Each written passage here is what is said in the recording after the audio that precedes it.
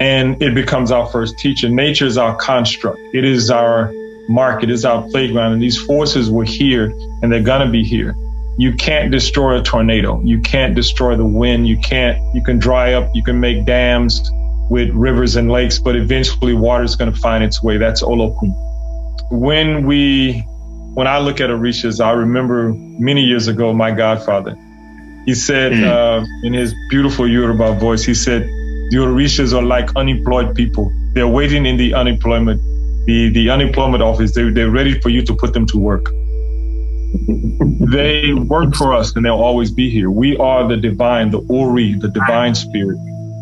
These Orishas are here to assist us.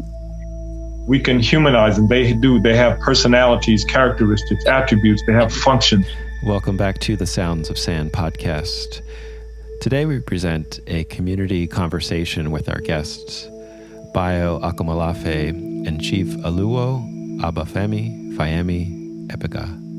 Hosted by Sand co-founders Zaya and Maurizio Benazzo, recorded in June of 2023. And Zaya and Maurizio will properly introduce today's guests. But at the top of the show, I wanted to mention that Sand has just released a new course with Bayo and his fellow guides Orlin Bishop and Resma Mannequin, who were both guests here on previous Sounds of Sand podcast episodes. And this course is a live recording of the seminal Three Black Men, A Journey into the Magical Otherwise event, which was recorded live in Los Angeles in June of 2023. And you can find out more about this course, which contains over 7 hours of video footage with the Three Black Men. And you can find out more in our show notes, or if you go over to scienceandnonduality.com, you'll see a link there at the top in our banner of how to connect with this course. And so now I present to you I Am a Seed with Bayo Akomolafe and Chief Oluwo Obafemi today on the Sounds of Sand podcast presented by Science and Nonduality. Welcome to Science and Nonduality. What is non-duality? The universal forces. It's the collective consciousness. Being aware. Trauma is not the external event that happens. Trauma is the impact of that event, which is the disconnection from ourselves. That matter is energy. Energy is matter. That's what EMC squared is about. There's a language without nouns. There is a language without subjugation. There's a language without objectifying. But if it's recorded, then there is a collapse. But if it's not, then it's the infinite potentiality. My name is Maurizio Benazzo. My name is Zaya Benazzo, and we are speaking today from southern Pomoland and coastal Miwok in California. Yes, and we are so excited. You have no idea, because Baba, I love Baba. I'm getting emotional now all of a sudden. I love Baba Femi. I love Baba Femi and I love Bayo. And I love Bayo. Those two characters are two human beings, two brothers that to me are so dear to my heart. And why am I getting emotional? That's good. Oh, really? You move. Wow. Yeah. And just to let you know, Bayo will be a couple of minutes late. So we will begin with introducing Baba Femi, and then Bayo will join us in 10 minutes. So just so you know, but he's on his way. Yeah. So let's start by introducing Baba Femi officially with the classic reading of the bio, and then I want to add a word or two. So Chief Oluwo Obafemi Fayemi Epega is a world-renowned Babalao and the founder of OIDSI, Obafemi Institute for the Divine and Universal Study of Ifa. It was initiated in 2005. He strongly believed that the restoration and preservation of African divine science and tradition can restore psychological balance and personal empowerment to all people. He's a lecturer, teacher, healer, and the author of the book Ui Sambo. Baba Femi has facilitated IFA workshop all over the world. Currently is in Slovenia. He has been invited to share his knowledge and insight on countless radio shows, university colleges. On top of it, he oversees over 400 ceremonies and rituals. as directed, facilitated, or served as principal liaison for the initiation of more than 50 Ifa priests, and now there are probably way more than that. With the blessing, how many now? More. With the blessings of Olodumare, his ancestor, and Ifa, his life has allowed him to fully embrace and experience that which his heart has chosen. He's proud to be an African-American man, a native Houstonian, descendant of slaves, priest of Ifa, teacher, author, mentor, son, friend to many, loving husband, and most importantly, an honorable father. Mm. And let me add, as I said, he's hitting me like a ton of brick. I love you, man. I love you. We met you 4 years ago. Yeah, we met you 4 years ago, and it's such a joy every time I have a chance to spend a minute with you or a day. And I'm so honored that you are here in our community and share you with our family. Thank you, man. You guys have been a blessing to me and to my tribe as well. Definitely appreciate your work. Yeah, you've been kind, so kind. Thank you. Yeah. Thank you so much. We were wondering, Obafemi, if you would be open to share a few words for those of us who don't know much about Ifa before Bayo steps in, to just give a background when we mention Ifa and in the conversation. What do we need to know? The basics. Well, the basics is its definition by definition. It has many definitions, but the one that I treasure the most, or Ifa being the wisdom of nature, universal truth, this natural order of things, and most importantly, our place as spirits having human experience, as well as our individual experiences. Nature is our first teacher. And for me, Ifa has been the blessing, primarily because it's way less of a religion and more of sacred science. And most importantly, the sacred science of oneself. And as we grow here as members of the human family, members of the planet, along with all the things of nature, animals, birds, plants, trees, waters, mountains, hills, and so on. These divine forces combined with the human spirit is to give us our purpose, is to give us, help us better understand our destiny within, the realm of our own capacity, getting us to operate within the capacity of our own integrity that some of us have lost. I think Ifa brings that back to us. Yeah. Beautiful. Beautiful. And maybe one more question. When you say destiny, how do you understand destiny in the tradition of Ifa? Destiny is believed when you arrive here, that from the time you arrive here to the time you depart here, you have chosen your destiny. That does not take away all the free will, the choices in between. Destiny is that destination. When one is born, we begin our experience, or more so the process of expiring, which means we're much older than what we give ourselves, these 60, 65, 70, 75, 80 years. We're much older than that. Our journey here is much shorter. We are, derivative of that which is infinite. And so from the time we get here, whatever we've chosen to do, we should be about the business of it. And for us in Ifa, we believe that nature, or the tenets of Ifa, the workings of Ifa, gives us that knowledge, that information to understand purpose. Purpose is what helps us to reach our destiny. Mm. Yeah, beautiful. And maybe one more question then, like the way we met Obafemi was in the Ifa tradition, there is something called divination. So we have been experiencing your wisdom through the practice of divination. And it has been incredible experience for us, really very powerful guidance. Yeah. Want to say something about divination and what that represents? That is the most, I would say, the number one tool in Ifa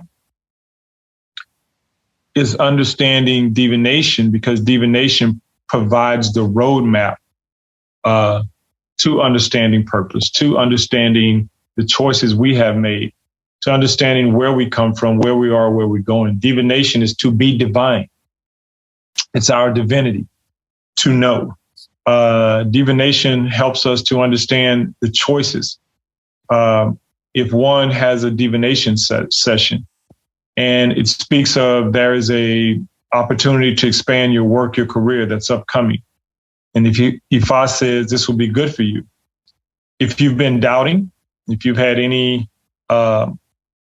insecurities or doubt that this would be something that'd be worthwhile, Ifa in divination will let you know if it's beneficial, if it's appropriate, if it's in your highest interest to take that position, as opposed to just guessing, as opposed to uncertainty, as opposed to indecisiveness. A good reading, a good divination session doesn't really tell you much of anything that you don't already know. It gives you a lot more information and confirmation for you to make a better choice. And that's it. You can always take the information and leave it alone, or you can accept it and go in the direction that it has sent you. Yeah, so I think that is the most popular thing for people that come in contact with Ifa is the divination. Yeah, when we met, it was probably 4 years ago. And it was, somebody introduced it to us. Say, it did some divination. Interesting. Oh my God, interesting, cute. Then all of a sudden we say, oh, whoa, that's not what he just said. And it happens. And then we ask again and he said, what? And to the point that we were shooting in Brazil, you told them, well, your cameraman will have an allergic reaction. What? and our cameraman got bit by a mosquito and his hand became this big. Wow. It's insane. I mean, it's incredible. And the beauty of it, that I don't feel that your divination can to tell us, do this or do that. It's just, it's never, this is good. It's always a general indication as a tendency. It's an indication of a path, let's say, of your direction towards your destiny. You know, you have to reach Boston. Well, you can go this way or you can go this way. This way is fine. That's it. Yeah. That is the key. If we all were going to go to Boston, we could go by train, plane, automobile, boat, whatever means we need. But the goal is to get to Boston. Yeah. That is what we call perfect, to complete the task. Sometimes we think perfect means something without error or something that's flawless. Actually, perfect means the ability to complete a task. So it's as long as we complete the task, then it's perfect. That's a beautiful distinction. Beautiful distinction. Beautiful distinction. Okay, I think Bayo is with us. Oh, wow. So awesome. Bring Bayo back. And maybe I would just introduce Bayo before we move on. For those who don't know who Bayo is, which I doubt many of you. Bayo Akomolafe is rooted with the Yoruba people in a more than human world. He's the father of Aletheia and Kia and a grateful life partner of Ije, son and brother. A widely celebrated international speaker, post-humanist, thinker, poet, teacher, public intellectual. He has also written 2 books, The Wilds Beyond Our Fences, Letter to My Daughter on Humanity's Search for Home, and we will tell our own story, The Lions of Africa Speak. Bayo Akomolafe is also the founder of the Emergence Network and host of the online post-activist course, We Will Dance with the Mountains, which I think now it's yearly course, so people can join each year. Welcome, Bayo. Thank you so much for being with us. And we just had a chance to introduce Obafemi, and we spoke a little bit about what Ifa is for those of us who don't know much. So maybe we can start a conversation with the 2 of you sharing your journeys. Bayo, you come from the Yoruba people. This is your tradition, and how Yoruba cosmology has inform your path, your life, spiritual path. For Obafemi, you were born in America, and what was your journey to finding Ifa as a serious spiritual practice and a path? So whoever feels starting. Well, let me greet my brother properly first. I greet you, big brother. It's we haven't met until now, but in a sense, I think we've always met. It's good to see you and to be in conversation with you. Coming to this conversation, I heard you speak about Boston. I thought I was in the wrong place for a moment. It was Boston. I was like, what's happening here? Is this the right call? But I came by way of other conversations and landing here. But there was this excitement that I'm coming here. Like I'm going to have a good plate of eba and egusi soup. You know what I'm talking about? Yeah, eba and egusi. Exactly. There you go. Melon seed. Yes, just put it right there so they know. All right. But it's good to be with you, brother. Yeah, I've heard so much about you. Did a little research, and when we posted this, two very close friends of mine reached out and said, "You got to be on the show with Bayo. Do you know what you're doing?" And I said, "No, but he's very, very well renowned. And for me, as much as I may be a big brother, I'm very humble to be in your presence, especially for your work. I've looked at your work; it's exquisite." Very, very tasteful and exquisite. Thank you. Thank you. Yeah. So Thank I appreciate brother. it. But it's an honor. Thank you. Yeah. Thank you, brother. And we greet everyone. I haven't greeted everyone here. Thank you. Thank you for holding this space together. Brother, you want to go first with your story in response to our wonderful hosts? Well, my experience coming into Ifa, or the Yoruba culture, was many years ago. Actually, I kid everyone. This is 30 years that I was, this year, 2023 marks 30 years that I was asked to leave the church. They politely asked me to leave and don't come back. They said the church was not my home because I had the audacity to teach a class that was based upon knowledge and less of faith. And for that, it got me in a lot of trouble. But I thank them so much because they actually, the words of the deacon rings in my head all the time. And when I was exiting, before I exited out, he said, "You cannot teach this in here." And when I said, "Why not?" The Bible says, "Study to show thyself approved." And he said, "Well, Christians aren't here to know. Christians are here to believe." And that was the clarity that I needed. And exiting out, I think I went on about 10 years of spiritual quest. And it's so interesting because my Oluwo, who is Afalabi Adeyemi Apega, he was his compound was in Akure, Ondo State, and he had an institute in Lagos. But before I met him, I was on this 10-year journey of spiritual journey. And by the time I met him, he said, and I spoke of my journey, he told me I was a spiritual prostitute because he said I had been to every house. I had with the Christianity, the Nation of Islam, the Shrine of the Black Madonna, the Unity Church. We tried this Egyptian history. I went everything. He said, "Oh my God, you're a spiritual prostitute. Do you know what you're doing?" And he taught me. I'm going to write that one down. Yeah, he taught me what Ifa was, what Ifa was not, because that was a lot of confusion, a lot of people with egos, and being who I am, trying to be of gentle character. We call it Iwapwele. And it was really, it's been a beautiful journey. And this is 18 years initiated as a priest. I was initiated at his compound, and the journey has been beautiful from the time I arrived back in America, and it's given me the opportunity to go all over the world to meet all different people, shapes, sizes, colors, gifts, capacities. You know, it's been beautiful and continuing. Right now I'm in Slovenia, and beautiful city, very quiet. People are very peaceful, laid back, but very, very open. And there's a small community here. And I met a brother from Cameroon. And we hit it off very well because I had my ancestral DNA done, and it spoke a lot about, of course, Yoruba and the Bamileke, the Kotoko people of Cameroon. And we had a very, very good meeting. So it's been, and this is, for me, what is Ifa? What is spirituality? What is the connection with nature? It puts you with the right people at the right time. So we say Ashe. Ashe. Thank you so much for sharing that.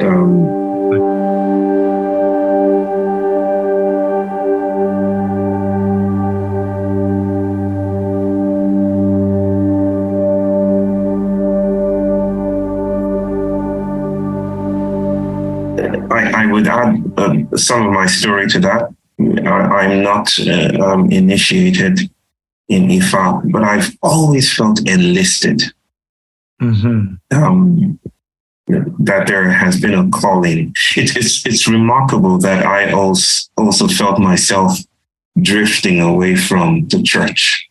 Yes, the church as a holding place. I grew up in the church, and I was right.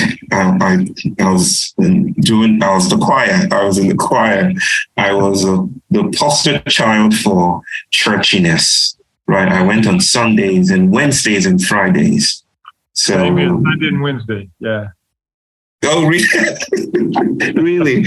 Okay, so I went through the whole works, the whole drill. I did all of that, so I know exactly what you're talking about. And then at some point in time, it felt like the world was bigger than my spirituality, and that created this imbalance, this state of, I don't want to use the old and tired and exhausted terminology of cognitive dissonance, but you understand what I'm saying. It felt like the world that the church was inviting me to consider as real seemed impoverished, and my sense of beauty transcended that world. That world that I was told to build, that world of exclusivity. So I also became some kind of a spiritual prostitute, which is a word that I'm going to write down and probably write an essay around. I became very promiscuous. I found myself, and I'm just hoping my mom isn't on this call, because she still calls me every Sunday and says, did you go to church? Yeah. So I just hope she isn't on this call. I went to the mosque. I dabbled in Buddhism. I explored a great number of things, right, including atheism. Wow. But I found an at-homeness with Ifa. And with the stories that had been lost because of my education and because of the circumstances right? I was very well educated, and to be educated, as I say often, is to be educated away from context, is to treat Ifa as some kind of pavilion of demons, right? It's right. It's just a holding space for pathological issues. Things really came to a head when I met with priests. And they answered my existential questions about psychopathology and trauma and bipolar disorder and schizophrenia, ingredients of my profession. And they did it in such a way that has not left me, that has since informed everything I do and what I call my public intellectual work. So, in a sense, we are, while not initiated, and that threshold for everyone listening is critical. You cannot say that it's not something that you can just will yourself into. Ifa is agential. You have to be called into the space. Absolutely. Yes. Yeah, you cannot just say, hey, I'm just going to pick this up. So, but there is a sense in which I do find myself enlisted in the oracular, in the work of speaking with, speaking to, speaking about, and dancing with these worlds and realities. Yes. Yeah. Yes. It's beautiful. Yeah. It's beautiful. It's well said. Well said. I've always been taken with the stories of antiquity that helps give us this philosophical perspective, the perception of how a people saw their world and how we saw a world in antiquity through our ancestors, how our ancestors saw a world before colonization. But the thing is how much you brought up something that was very, very important, something I heard a long time ago and didn't understand, was my older brother, who has since transitioned, spoke about if you're dealing with religion, you still don't get it because it's equated often with a very, very impoverished mentality. It's often the hope of a people or a person that has yet to see things, to understand how to see things unseen. And it's very, very important that we see ourselves first and the world that we've chose to live in at this time, in this place, in this country, in this city, whatever you've chosen, whatever your spirit have chosen, the parents that have brought you into this world. I've enjoyed the stories, the common philosophy of a people, up and down from the east through the flood routes into what we now know as West Africa, and up down the coast, recreating itself through the diaspora with the native and the indigenous people. It is like a beautiful germinated system that is trying to heal in so many ways, in so many ways through a natural way. It's this spring of that refuses to dry up, but is very difficult to find. And you're right, it's not a system to proselytize. Anyone who's trying to proselytize Ifa, shame on you, because that's not what it is. It's not a door-to-door. It's not a Jehovah's Witness system. I hope I'm not offending anyone. So, yeah. No, it's the presumption of universality is missing, right? The sacred is deeply local, but the local is also simultaneously cosmic, isn't it? Yeah, absolutely. It's that here is a spirituality that is grounded in the intensity of place, right? I received Christianity as a flattening of place, right? Forget the instantiations and intelligences and movements and names and stories that have populated and have created your world. Forget all of that. This is the way. This is the only way, right? And I know that's right. The only way is, and that idea of a singular highway coincides with imperialism, coincides with a one world theory, a one world thesis. Ifa is this refusal to dance to the rhythms of, you can call them rhythms of that one way thesis. It's like, I'm gonna stay here on the curb. I'm not going to be smaller than you because I'm not part of that economy of measuring size. But I'm going to go deep into this space and excavate nourishment. But this offers a question, and I thought we could both respond to this. But you first is, why Ifa now? Why is this important? Why are we speaking about this now? What is the invitation here then? That question has been popping up lately a lot with Ifa practitioners. And it's even calling on them to even go deeper. I myself have been around it 20 plus years, a little over 20 years. And going through initiation. Why now? Yeah. The astrologists will say we're in the Aquarian age. Christians will say we're in the last days. I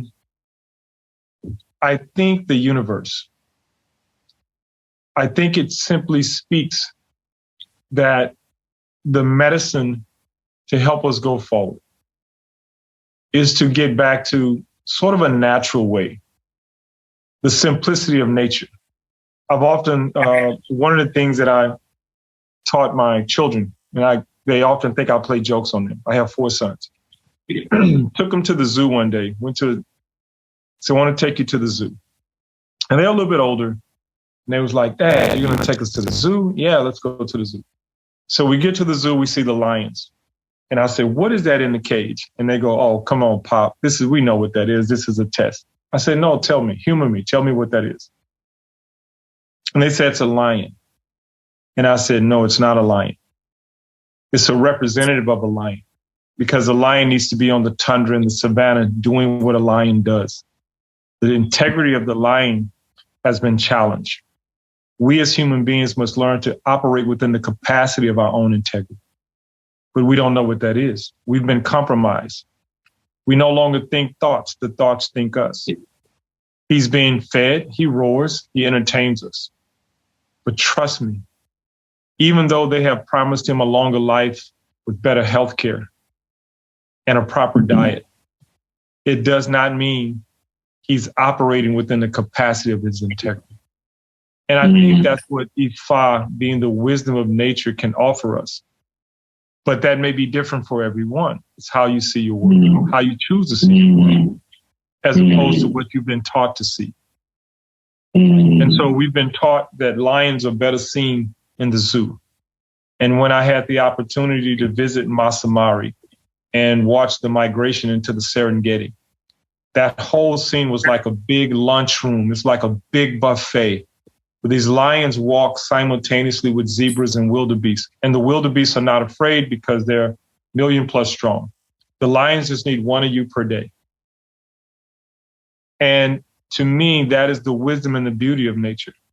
That even when the wildebeest crossed the Zambezi River to get to the other side, of the 1,000,000 that crossed, 8 or 9 won't make it because of the hippos and the crocodiles.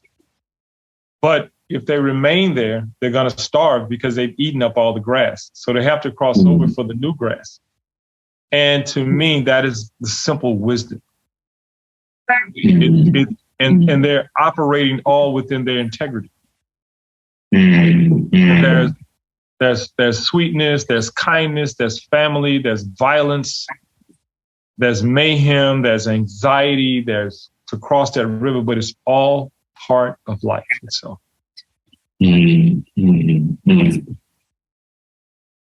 you, brother. I situate Ifa and its thrilling and brilliant significance, contemporary significance, in stories of enslavement, stories of capture, and how it responds to that.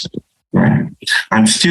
This might be a thing to share with everyone, but there is still a level of bafflement how Ifa traveled, how the Orishas traveled. Right?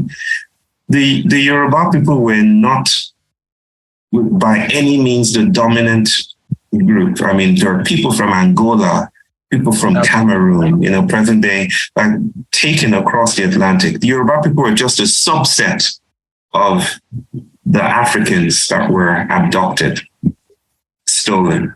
And yet, their spirituality became the dominant Afro-diasporic spirituality, the dominant force. It's still a mystery how that became the case, how, the Orishas transmutated into Candomblé, Capoeira, Santeria, and all these other forms of divinity and study and inquiry. And I think that study is at the heart of is why I think Ifa is critical today, especially now, to our politics, to how we think about, the future, how we think about ourselves, and how we respond to the impasses of modernity. Because I feel that, in some sense, slave ships are pulling up to our shores again. And the slave ship never left, right? Modernity as an assemblage is now witnessing slave ships pulling up, right? And the thing to do now is to travel. and to travel with Ishu, to travel with the trickster, right? Yeah. To, in a sense, I guess at some other level, I'm trying to say that we are witnessing displacement now. We're witnessing displacement now. Home no longer behaves like home, right? It's not just red tides and toxic algal blooms or bleaching of the reefs or global warming or all of that, or declining trust in democracy. It's that settlement is disappearing. And when displacement is afoot, you need a kind of spirituality that is resilient, that knows how to think through and talk with diaspora, with displacement, with becoming lost, right? Yeah. So we have lived with the gods from Greece for a long time. And with respect to those dudes, I think Orishas are becoming the dominant, we've been speaking about that, but I think the Orishas, Yemoja and all the waterine and spirits and the ancestors and the assemblage of the Orisha, I think they're a gift. Their stories and their narratives and their agencies are invitation for us to make home in a different way. Yes. Ifa is an animist response to climate change that is pretty vibrant. Yeah. That's beautiful. That's well said. I may steal some of that. So if you let's just steal stuff from each other, brother. We agree to that. Yeah. Let's just agree. It is amazing how it made it through the diaspora. My trip to Brazil was very interesting to see. We visited a temple of Ifa for the Angola, and the Nzinga temple in right on the edge of Salvador in Bahia State. And never before had I seen a priest of Ifa do capoeira, the martial art, at part of it. And I was like, wow. And there were women, and they were bending and kicking and moving the way, and they were playing the instruments. And this was all in the spirit of Orisha. I had never seen capoeira done in the spirit of Orisha. And as we went to the different temples and we saw similar colors, we visited one of the places that is now recognized by UNESCO. It's a very, very beautiful temple. The elder woman, she's an icon. She had since transitioned. And to see the different houses that represent each Orisha. And the most beautiful thing that I experienced, I think it was at the end of the 2018 Olympics, when the Olympics were held in Brazil. Yes. And I know this. The very last day, it was televised. They had this huge skating rink, and the women were skating with the big, I can't remember the big dresses that they wear. It's really big. It's out. White. Was it white? All white. White. And they had the crossing of the Eleke, the Mazel, what they called it. And they were in this figurine. They showed the constellations, and they said a history of weaving. The concept was a history of weaving. And weaving belongs to the Orisha Obatala, which in Kemet or Egypt is called Kanum, the one that sits at the potter's wheel and shape all human beings. Obatala is also the chief of the white cloth. Yeah. And this history of weaving, they was making these movements on the floor, on their skates. And I was so excited. And I was in Seattle at the time. And I was trying to get all the people, you got to come see this. You got to come see them. People's like, yeah, they're just skating. You don't know what you're witnessing. This is the whole, not just diaspora. This is the Fibonacci theory. This is sacred geometry. This is how things come into existence. And this is our way of telling the story. And I was so amazed. I got chills, and I ended up watching it by myself, and people said, I didn't know you were that interested in the Olympics. I said, I'm not. I said, I'm interested in this concept. So when I got to Brazil and we visited the place and they had the machines, and I bought so much cloth because they were still in this modern times weaving and knitting cloth, which is how things not only come into existence, but how they maintain their existence. Right, and I thought it was just beautiful because so much has been overshadowed by the atrocities of slavery. So much has been, the atrocity of the slaves have just overshadowed so much of how they actually survived and what they brought with them, and the simplicity of using the laws of nature in making clothes and, of course, planting foods. These people were brilliant agriculturists. They were great farmers. And all of that is sacred science. And look at us now. I'm here in a country where everyone wants a home so they can grow their own garden. I was staying in a flat here, and every little piece of 8x8, 10x10 square, somebody's growing food. And it's amazing to me because at home we have so much land in our backyards and we're growing nothing. We're just putting up picnic tables to go to the store and buy things to eat.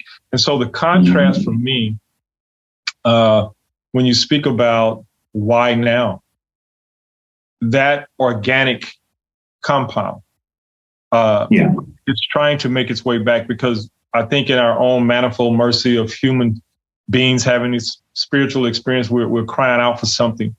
And I think it's, I'm not saying that everyone has to become a practitioner of Ifa, but just simply understanding the wisdom of nature and how it moves, and the story and the wisdom of it that has always been here. We're now daring ourselves to open up that closet door to see what it really is. And I think some of us are very, very surprised, very, very surprised of what it brings in the attaining the wisdom of your own purpose, attaining some wisdom to your own destiny, if that's what you're looking for. Yeah. Thank you, brother. Thank you. I know Zaya and Maurizio want to get into our juicy conversation. Should we let them in? Okay. Yes. Let's let them in. I know these people. They're very good. We didn't want it to interrupt, but I was wondering if you want to say something about Orishas for those who might not actually who are the Orishas. I'll let my brother go first. And maybe the question we wanted to ask both of you is, Bayo, you often talk about the importance of getting lost and being lost. Yeah. Then in Ifa, the divination is about knowing our destiny. So knowing the destination. Beautiful. How you can put them together. I mean, this is the right thing. I love it. How can we weave this? Oh my God! And is getting lost part of the destiny, Obafemi? Can that be part? Absolutely. When you're first initiated the Ifa, the whole design is to get lost, to find your true self. The priest will say, now that we've initiated you, you can now go initiate yourself. They gave you nothing that you didn't already have. It was a ceremony. The cork is now popped on the bottle. So all your crap, your crud, your garbage, your sewage, your BS has to come out to see what has kept you lost. Now you have to go find your true self.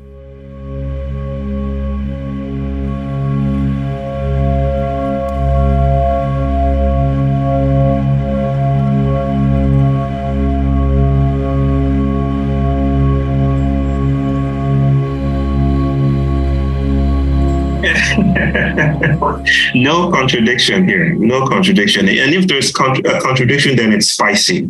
And then you just eat it up, right? We're not dealing with Aristotelian contradictions that stop everything. We're dealing with dense places, thick places, koans that should not be just unraveled easily. The invitation to get lost, the saying is, in order to find your way, you must become lost, right? That there is a sense in which we are co-participating with particular agents and realities and intelligences.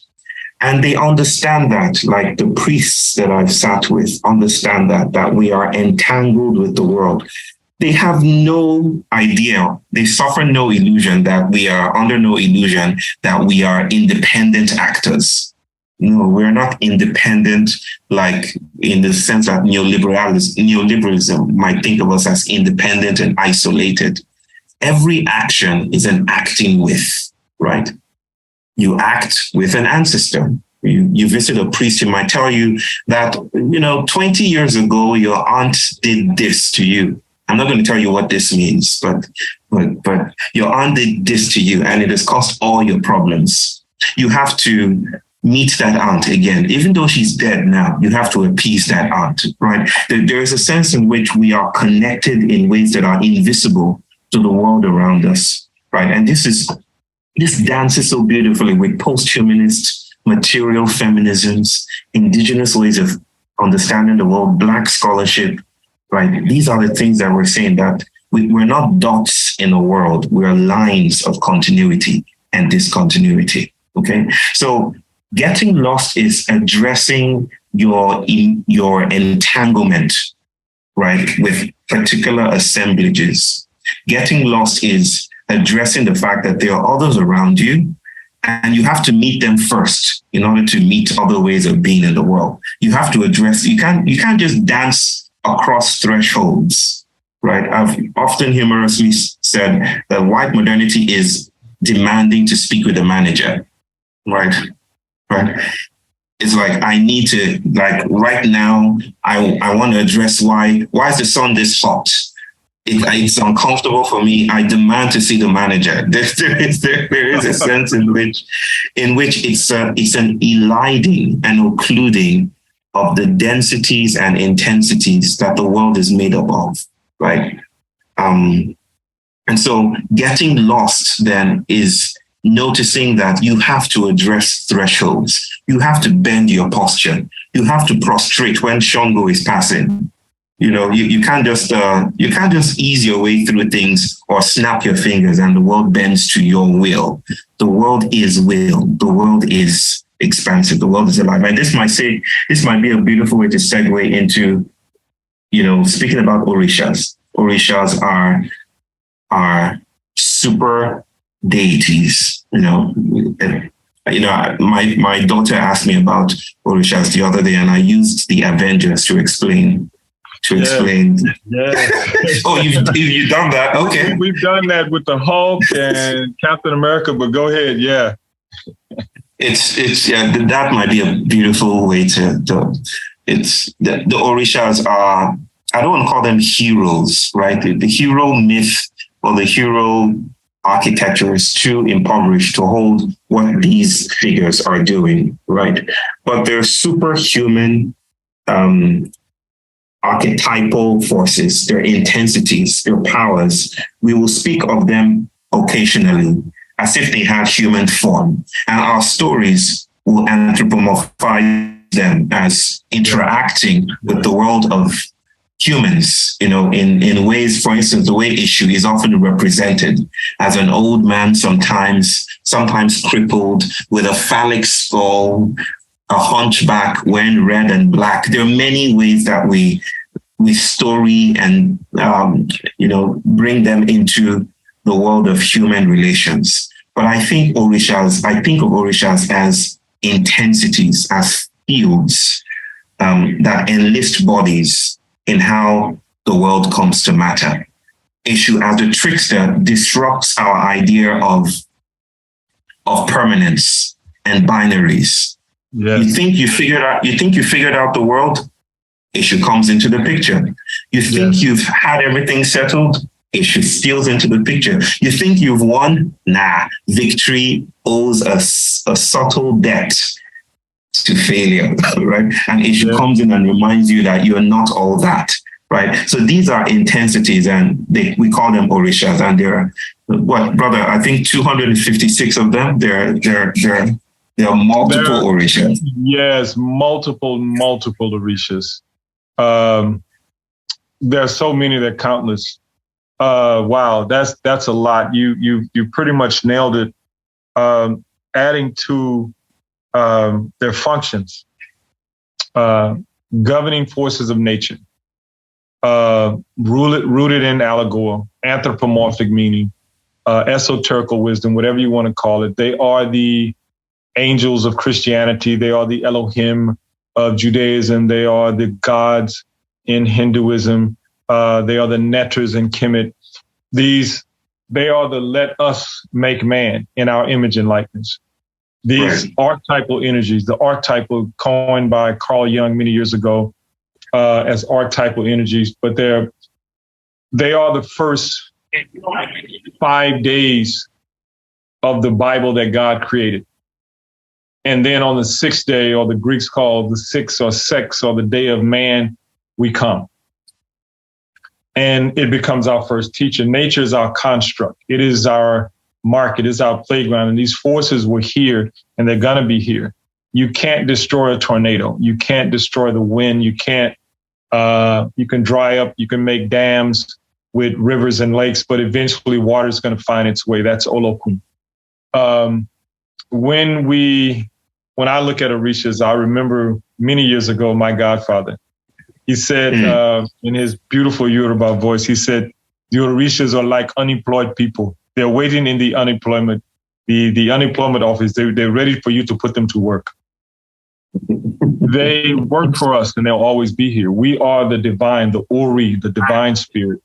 These orishas are here to assist us.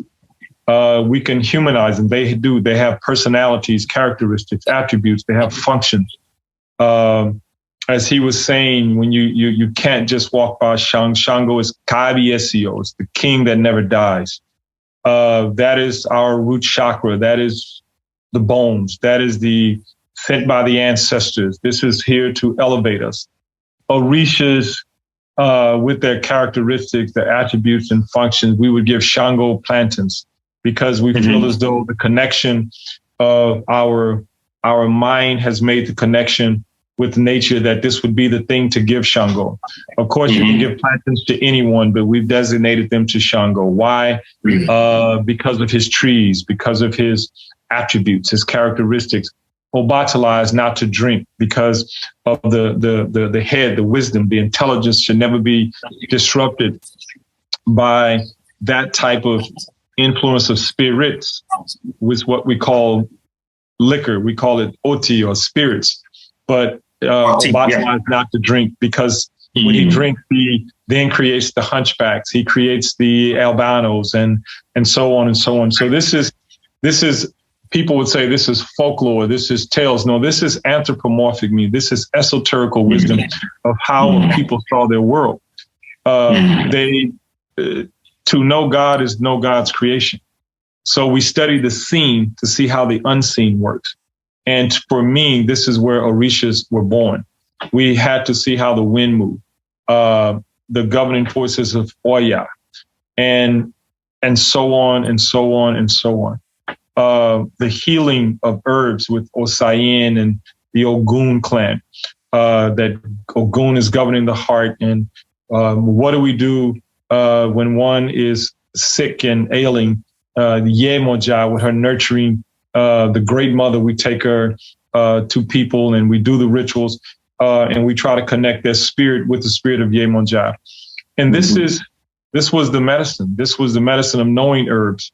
The priests now are even called herbalists, to know the medicine of the forest, along with the archetypal energy, to bring that together with the power of the tongue in that time and set things in motion, and getting a person to understand what is happening.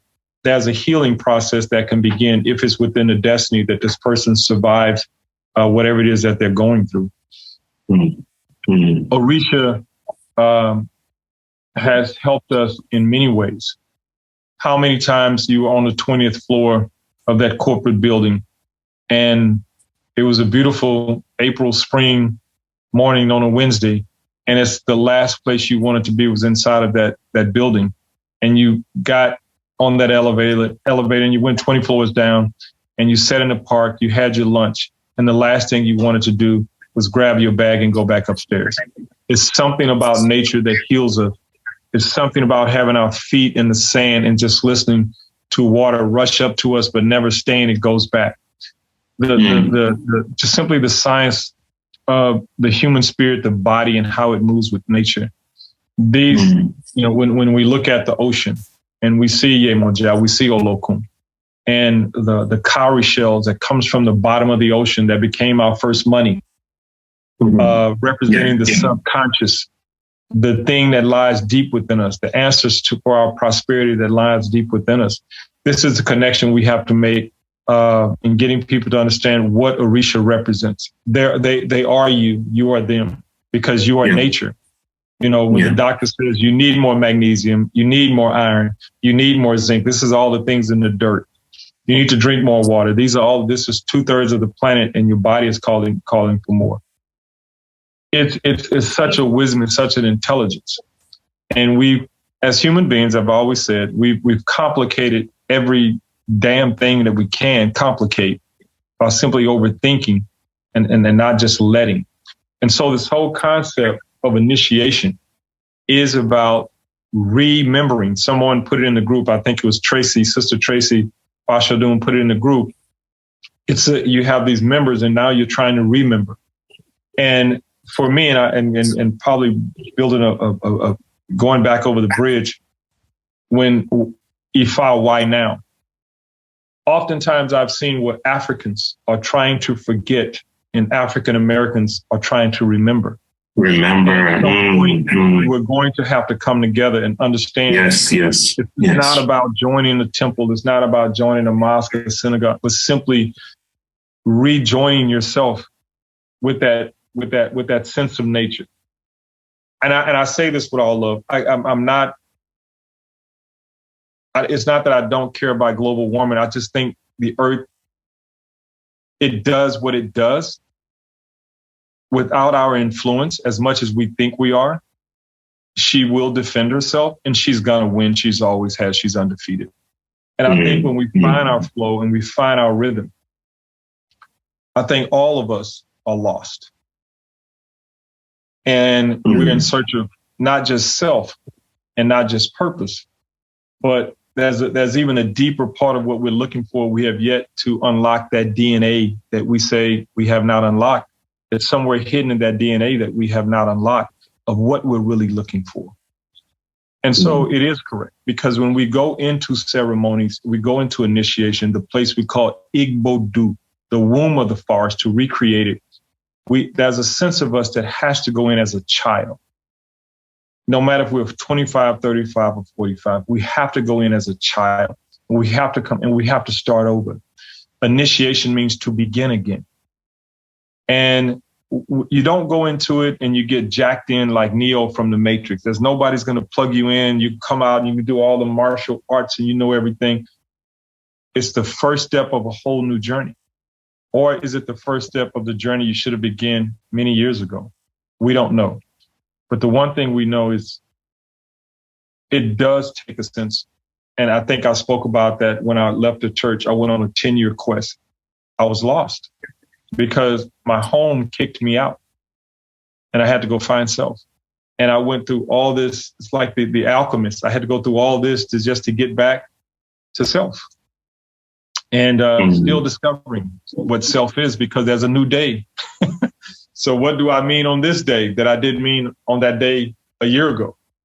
So here we are. Ashe. Ashe.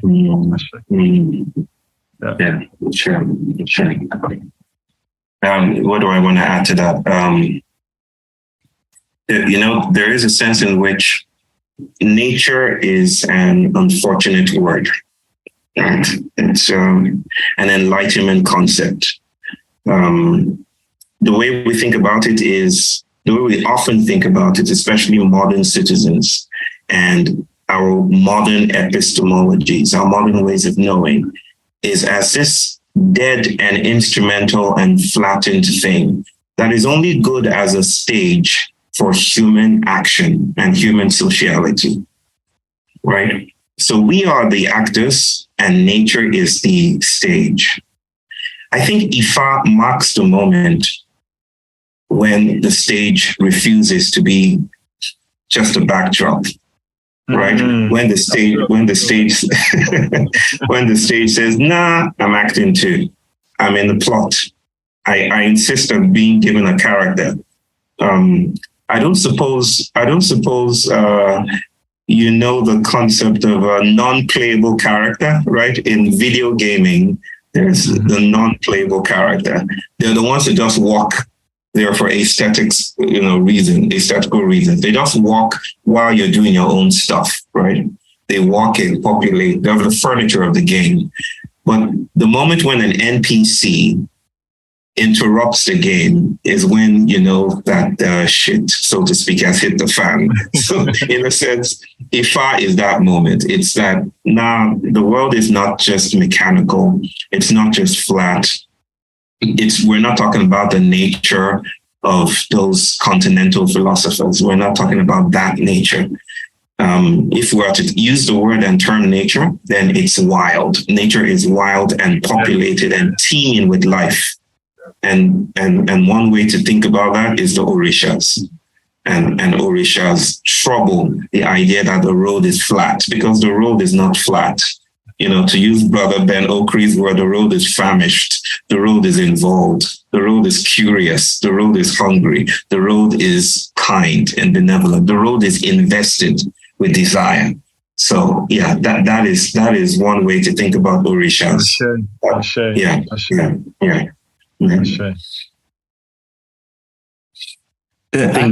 In the chat, there's a beautiful question. Monique was asking, are the Orishas here for everyone?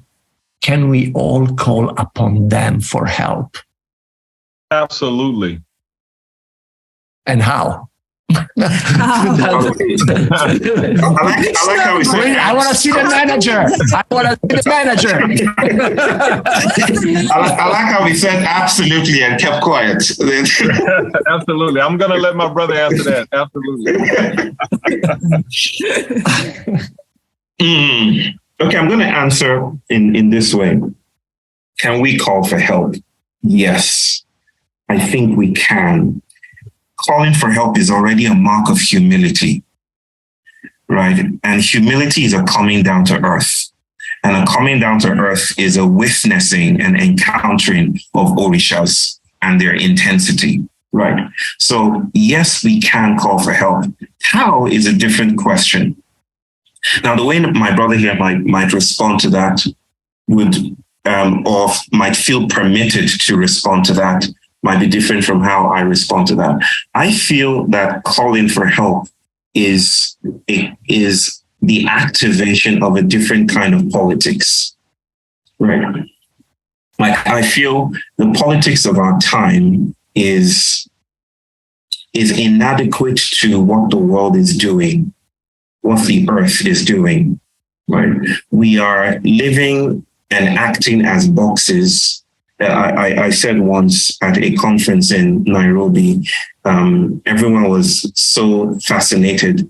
This goes to your point, brother, that the multiple blacknesses across the pond needs to meet and have a conversation. It is true to some degree that we are trying to, we pathologize our own.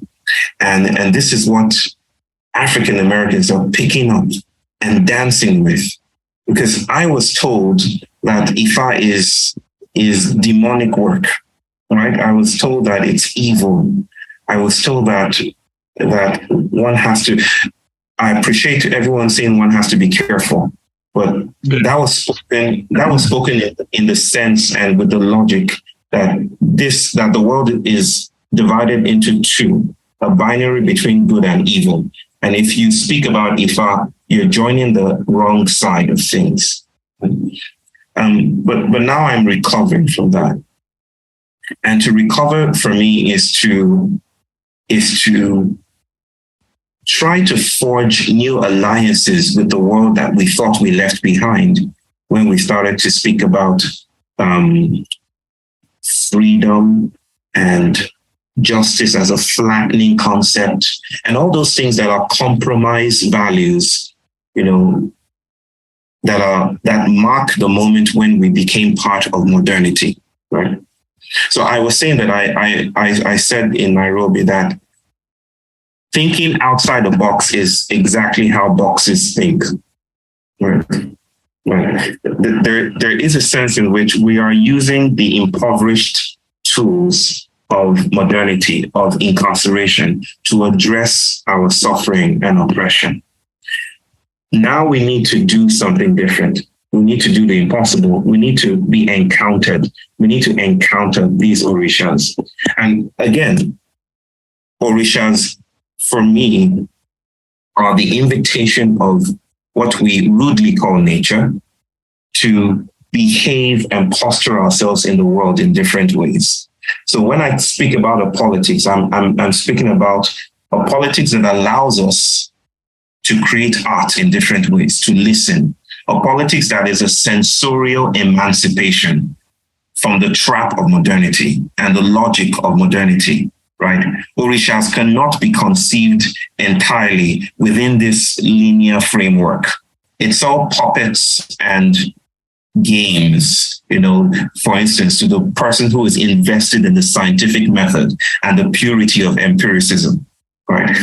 But when you expand your sensorial apparatus, and I think this expansion is ongoing, in small homeopathic doses, we're being invited to lose our way. And in losing our way, we notice the teeming fields of support and nourishment and enablement and agency that has always been around us. So we're being afforded these glimpses now. And these glimpses, to me, come in form of disability. Right? It's in those places where we don't know what to do, where we don't know how to go forward, where we're not exactly sure of what the future might bring. Those are the shamanic invitations where the orishas dwell, it seems to me. Right? It's in the place where you're like, I don't know how to go forward. I'm not exactly sure. That is when orishas show up. That is when, for instance, Ish rubs his hand and says, yes, you're ready. So attend to those places. Attend to those places of openings, of cracks. They are the gifts, To one cosmology, it's failure. To another, it's a portal. It's a bridge to new ways of being and seeing. But I've spoken too much. This is not a keynote. This is a conversation. Brother. Yeah, to add to that, how do you go to Orisha? That may be more of another show with fundamental practices. But the one thing I do agree with my brother is anyone that looks for help calls out to help. We all look up to our own heavens when we don't know the answer to things. As I said earlier, I was taught Orishas were here to assist us on our journey. Our divine spirit has leeway. The Orishas are here to assist us. They will always be here. These forces of nature. And going back to, if we look at this thing of where a lion is a lion and a giraffe's a giraffe and the wind is the wind and the rain and the rain, there has to be a simplistic intelligence in that when we get thrown off our paths by all that has come to us as we're being bombarded with. And so to me, it's very important to understand for everybody out there that's listening what my brothers just said, because it's a different way of looking at it, but it's just as powerful for Ifa practitioners around the world to remember what you said. Because as much as we love Orisha and much as we revere the forces of nature to help us, we often forget what they actually represent. It's not magicians. It's not magic. There's a thing of working magically, but it's not a hocus pocus. It's you can't sacrifice a chicken to take away what your uncle did to you in the closet. That trauma has to be dealt with.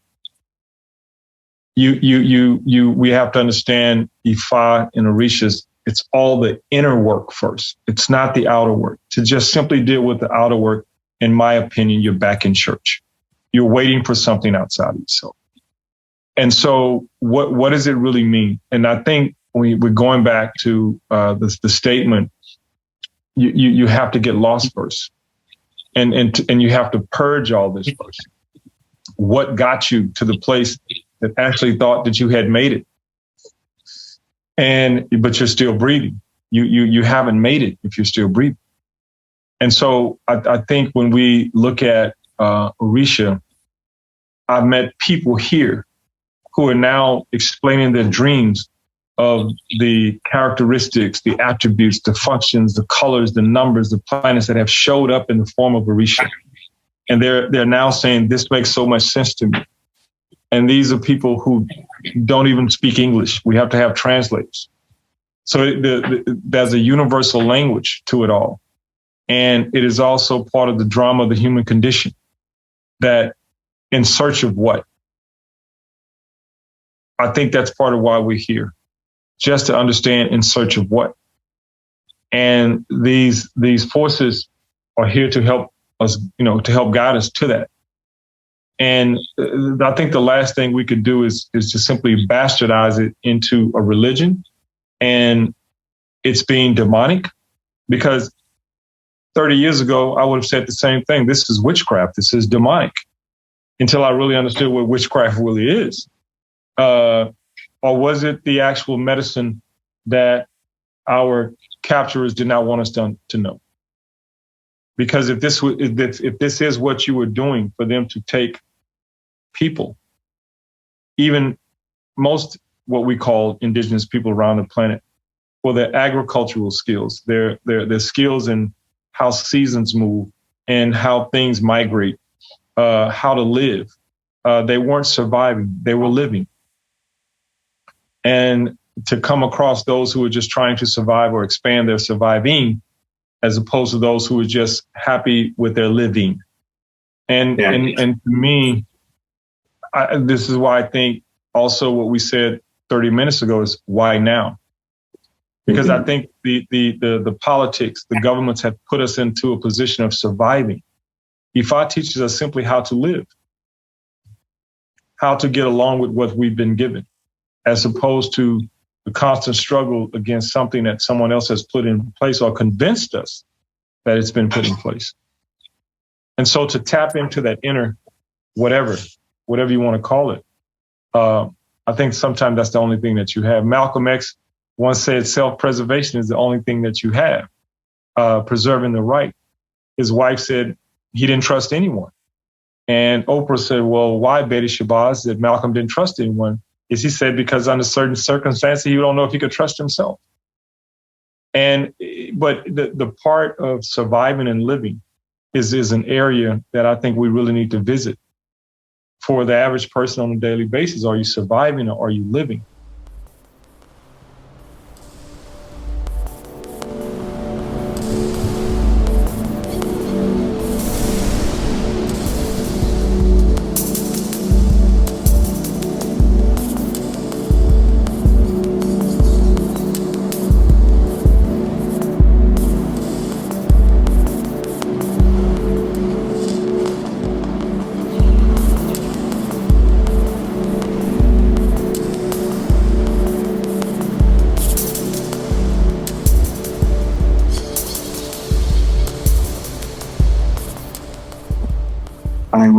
I will add something to that as well. Not that anything can be added to that beautiful response. And I thank you, brother, for your sentiments and your politics and your gesture of reaching out that is already a hyphenation of bodies.